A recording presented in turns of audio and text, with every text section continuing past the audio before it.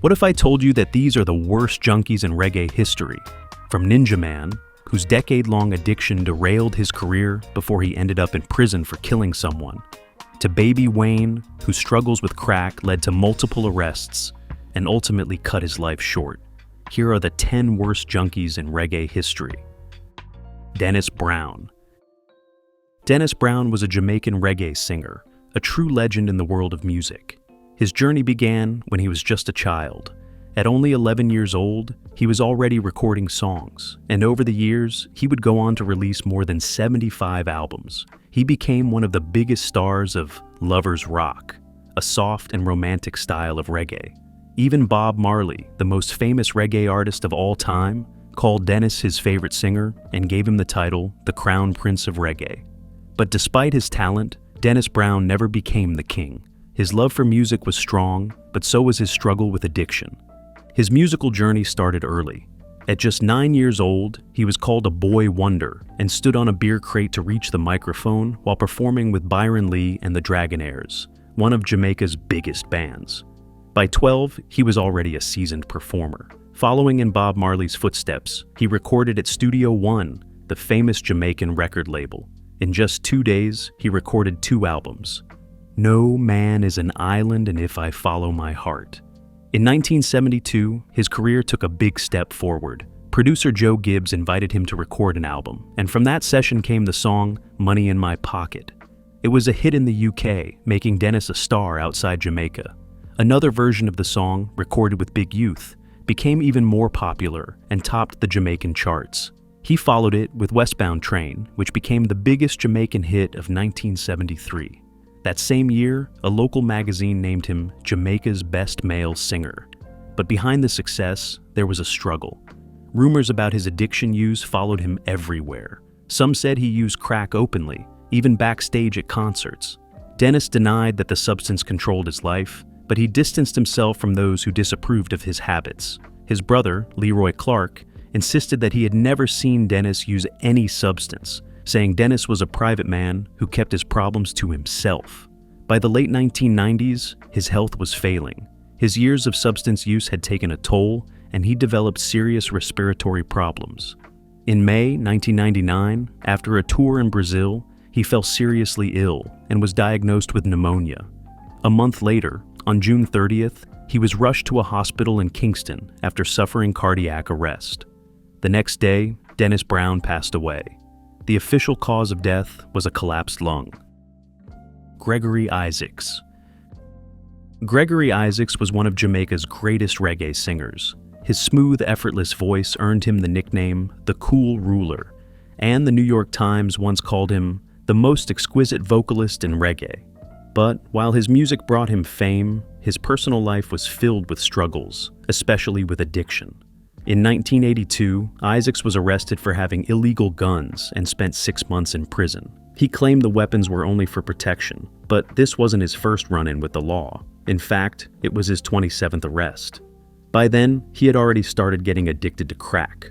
When he was released from prison, he marked the occasion with a new album called Out There.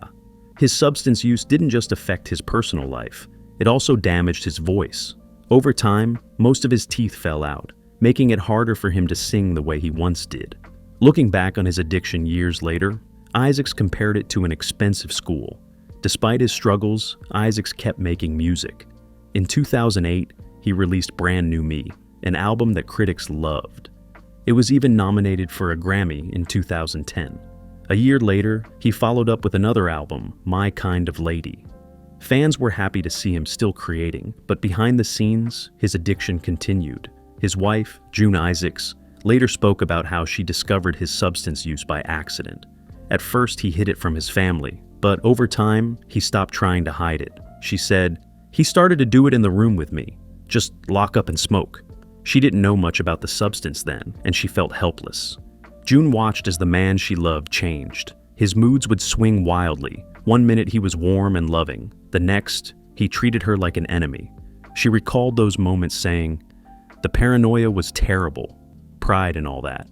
He would not go to a rehab place, or he would do the treatment for a few days and stop. Even with his addiction, Isaacs never stopped working. He kept writing, recording, and performing. But his addiction made things harder. Promoters got tired of him missing flights, sometimes rescheduling 3 or 4 times just to get him to a show. He kept releasing albums, but many were rushed, made more to support his habit than for the love of music. On October 25, 2010, Gregory Isaacs passed away at his home in London. Buju Banton. Buju Banton is one of Jamaica's most famous reggae and dancehall artists. Over the years, he has worked with musicians from different genres, including hip-hop, Latin, and even punk rock. He has also collaborated with the sons of Bob Marley, keeping reggae's legacy alive. But beyond his music, Buju is also known for his love of weed. He has been open about his preference for traditional, homegrown cannabis over dispensary weed. To him, mass-produced weed is about profit, not inspiration. He once said, "I want my herb from the field to my home. I don't want a middleman. Back in the day, you could smoke one joint all day. Now, it's different." Despite his influence in music, Buju's life took a dark turn in 2011. Just one day before he was set to go on trial in Florida, his album, Before the Dawn, won the Grammy for Best Reggae Album. But the celebration didn't last long. Days later, Buju was found guilty of conspiracy to distribute an illegal substance and using communication wires for trafficking. His conviction was based on video and audio recordings made by a government informant. In court, Buju insisted he was not a dealer. He claimed he was only bragging about a deal to impress a man he had met on a flight, someone he believed had music industry connections. However, the jury was shown a video of him tasting the substance in a warehouse just 2 days before his friends were arrested for trying to buy the substance. But Buju maintained he was set up and never actually invested in the deal. After serving nearly 8 years, he was finally released from prison on December 7, 2018. His return to Jamaica was a massive event. In March 2019, he launched the Long Walk to Freedom tour, performing in front of 30,000 fans at the National Stadium in Kingston. He didn't waste any time getting back to music, releasing new songs like Eek-A-Mouse, False Pretense, and Country for Sale. His single Country for Sale became an instant hit, topping the iTunes reggae chart within minutes of its release. George Nooks. George Nooks first made his mark in the 1970s as a reggae artist known as Prince Muhammad. He started his musical career in the youth choir at his church and moved on to perform at school concerts and talent shows.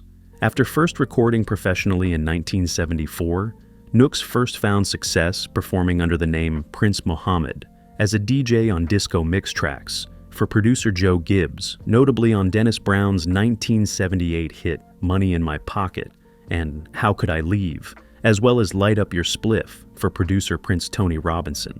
With his smooth voice and Rastafarian style, he quickly gained popularity. His hit songs, like Tribal War and 40 Leg Dread, made him a household name in Jamaica. In 1996, his song Real Man reached number 55 on the Billboard R&B Singles Sales chart. A year later, he made a strong comeback with his self-titled album, earning 3 Tamika Reggae Music Awards. But it wasn't until 2001 that he truly returned to the spotlight with God Is Standing By, a gospel song that topped reggae charts worldwide.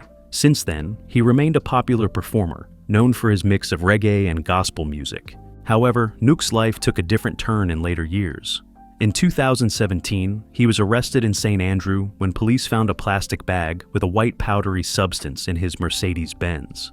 According to reports, officers saw him acting suspiciously, holding a brown paper bag as he walked towards his vehicle. When the police approached, Nooks quickly threw the bag inside the car. The officers searched the vehicle and found what appeared to be the substance inside the bag. Then, in 2019, he was arrested again under similar circumstances. This time, during a police narcotics operation, he allegedly threw a plastic bag containing a white powdery substance to the ground. He was taken into custody, but while being processed at the police headquarters, he reportedly grabbed the bag and swallowed its contents.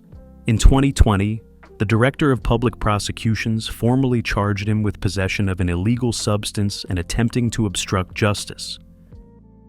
Denroy Morgan. Denroy Morgan was a Jamaican-born American reggae artist who made a name for himself in both the reggae and R&B music scenes. Morgan moved to the United States in 1965 at the age of 20 to pursue his dream of becoming a musician. In the 1970s, he became part of a reggae band called the Black Eagles, based in New York City. But it was in the 1980s that he truly found success as a solo artist. His 1981 album, I'll Do Anything For You, brought him mainstream recognition, with the title track becoming a hit in both the R&B and dance music charts. Morgan's biggest achievement in reggae came in 1984 when he signed with RCA Records, becoming the first reggae artist to do so. However, in 2011, his life took an unexpected turn when he was involved in an illegal substance-related incident. Morgan was pulled over in the Bronx for running a stop sign and not wearing a seatbelt. But what seemed like a routine traffic stop quickly became much more serious. The police noticed the smell of weed coming from his car, and after searching the vehicle, found 25 pounds of weed in the trunk. The situation escalated when officers traced him back to a building he had just exited. There, they discovered an even larger stash, 310 pounds of the substance. In total, the authorities found 351 pounds of the substance, estimated to be worth anywhere from $140,000 to $350,000. Morgan was arrested and charged with criminal possession of an illegal substance. He was held on an $8,000 bond. Anthony B. Anthony B is a Jamaican DJ and devoted Rastafarian. His journey into music began in high school, when he started performing as a DJ for the local sound system, Shaggy High Power. By 1988, he was already making connections in the reggae world, befriending artists like Determine, Buju Banton, Ricky General, and Terror Fabulous. At the time, many reggae artists were singing slack songs. However, Anthony B refused to follow that trend. Instead, he used his music to spread messages about justice, spirituality, and social issues. He teamed up with Little Devin to release his debut single, The Living Is Hard, in 1993. As he worked with different producers, he eventually found success with Richard Bell, creating hits like Fire Pon Rome, Raid Die Barn, Rumor, and Repentance Time. By the late 1990s and early 2000s, Anthony B had established himself as a major force in reggae. His album Universal Struggle was followed by a steady stream of releases, including Seven Seals, Street Knowledge, and Untouchable, where he collaborated with artists like Wyclef Jean, Snoop Dogg, and Bone Crusher.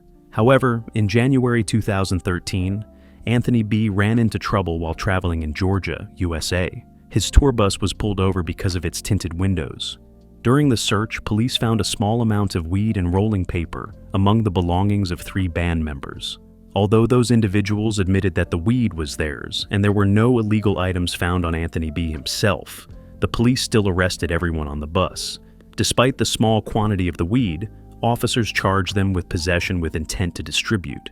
As a result, Anthony B had to cancel several shows in South America because he was not allowed to leave the US. Eventually, the charges were dropped. Anthony B has always been open about his substance use. He even released a song titled Smoke Weed Every Day, which became a well-loved reggae anthem. If you are enjoying this video, appreciate it by giving it a thumbs up. And if you have not subscribed, what are you waiting for? Hit that subscribe button. Eek-A-Mouse. Eek-A-Mouse is a Jamaican reggae musician known for his unique style and playful vocal scatting. He was one of the first artists to be called a sing-jay, a mix of singing and DJing that became popular in reggae. His journey in music started in 1979 when he recorded for producer Joe Gibbs. Right away, he had a hit with Once a Virgin, influenced by the legendary Ranking Joe. Soon after, he released Wa Do Dem and Modeling Queen, marking the beginning of his partnership with Linval Thompson, who produced his first album, Bubble Up You Hip. By 1980, Eek-A-Mouse had teamed up with producer Henry Junjo Laws, and together, they created a string of successful hits. His career soared with songs like Virgin Girl, a reworked version of Wa Do Dem, and later, Wild Like a Tiger, For Hire and Removal, Do You Remember, and Ganja Smuggling. His second album, Wa Do Dem, released in 1982, further cemented his status in reggae. But while his music career was thriving, Eek-A-Mouse struggled with serious addiction problems. In August 2008, his life took a dark turn when he was arrested in the United States on charges of illegal substance possession. After performing at a restaurant in North Carolina, he was accused of serious crimes, including felony kidnapping and possession of illegal substance. He failed to show up for his court hearing, leading to an arrest warrant with $1 million bond. For years, he remained on the run. In 2010, authorities located him in the Netherlands, but he was unable to travel due to an expired visa, or possibly because of the Icelandic volcanic eruptions that disrupted flights at the time. Eventually, in 2012, he was found in Paraguay without proper travel documents and was extradited back to the US. Initially facing multiple felony charges, he later took a plea deal in July 2013. He pleaded no contest to misdemeanor charges of assault on a female and attempted crime against nature. Since he had already spent time in jail, his sentence was considered served, and he was deported back to Jamaica. Eek-A-Mouse's music also gives hints about his struggles with substance addiction. His 2001 album Eek-Experience features a song where he describes a life of selling substances. Clive Hunt. Clive Hunt is a Jamaican reggae musician, composer, and producer known for his incredible talent with multiple instruments. He played trumpet, bass guitar, flute, horn, keyboards, and saxophone, making him one of the most sought-after session musicians in reggae. His skills also led him to work as an arranger and producer, collaborating with many top artists in the industry. In the late 1970s, Hunt moved to New York City, where he worked with legendary producers Joe Gibbs and Lloyd Barnes at Wacky's studio. However, during his time in the US, he developed an addiction to illegal substance. His struggles with substance-related issues eventually led to his deportation in 1987 after being charged with illegal substance offenses. For years, Hunt battled addiction, but in 1991, he made the decision to turn his life around. He checked himself into Patricia House, a rehabilitation center in St. Andrew, Jamaica. It was a long and difficult journey, but after rehab, he slowly rebuilt his career and regained his place in the music industry. Since then, Hunt has made a remarkable comeback as a producer, working with reggae greats like Barris Hammond, Judy Mowat, the Abyssinians, and Garnett Silk. He has also recorded alongside major artists including Jimmy Cliff, Steely and Clevie, and even rock legends the Rolling Stones. Ninjaman. Ninjaman, also known as Don Gorgon, is a Jamaican dancehall artist, famous for his intense dramatic style and controversial pro-gun lyrics. He rose to fame in 1987 with his first hit single, Protection, a duet with Courtney Melody. During the late 1980s and early 1990s, he dominated the dancehall scene with violent hardcore tracks like Border Clash, Murder Dem, Permit to Bury, and Above the Law. His fierce rivalries with artists like Florgon, Supercat, and Shabba Ranks made him one of the most talked about figures in dancehall music.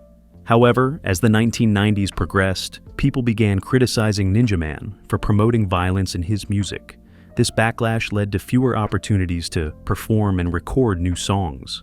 By 1997, he decided to take a new path. He turned to Christianity and started performing gospel reggae under the name Brother Desmond. He also sought help for his longtime crack addiction, admitting that the substance had taken a serious toll on him. Looking back on his struggles, Ninjaman said, "I spent 10 years smoking and I saw what it was doing to people, so I stopped. It was holding back my career, and some artists used to take advantage of me. Once I quit, I was able to take my rightful place in the music industry." He also spoke out about the dangers of addiction, claiming that many artists who had reportedly died from pneumonia had actually fallen victim to substance use. Despite overcoming his addiction, Ninjaman's life took a darker turn in 2009 when he, along with his son Janiel, was arrested and charged with the murder of Ricardo Johnson in Kingston, Jamaica. Finally, on November 20th, 2017, Ninjaman and his co-accused were found guilty of the 2009 murder. A month later, on December 18th, 2017, he was sentenced to life in prison with the possibility of parole after 25 years. Baby Wayne. Baby Wayne was a Jamaican dancehall artist known for his powerful, socially conscious lyrics. He burst onto the scene in the early 1990s with a string of hits, including Mama and The Truth. By 1993, he was making waves with Me Know Me Friend, a collaboration with reggae legend Leroy Smart. The song became a top 10 hit in Jamaica, and with the help of producer Winston "Niney" Holness, Baby Wayne secured a deal with Heartbeat Records. His debut album, Ram DJ, was released in 1994 and featured guest appearances from Sugar Minott and Dennis Brown. In 1995, he teamed up with producer Lloyd Dennis and found more success with Tongue Make Knot. But as the years passed, his career became overshadowed by personal struggles. By the mid-90s, he had run-ins with the law and battles with addiction. In one incident, he was arrested at the Montego Bay Transport Center after police found a pipe with the substance residue in his pocket. It wasn't his first time getting caught. In another case, police officers on patrol saw a woman running from a building, shouting, "Feds are come! Feds are come!" When they entered, they reportedly found Baby Wayne smoking from a pipe. He was arrested and charged with possession of the substance. Many believe that if Baby Wayne had not fallen into addiction, he could have become one of Jamaica's greatest entertainers. Despite his talent, his life took a tragic turn. On October 28, 2005, he passed away at Kingston Public Hospital due to complications from pneumonia. Which of these singers do you think is actually the worst? Share your thoughts in the comments below. Don't forget to like, subscribe, and hit the notification bell so you never miss out on our latest content.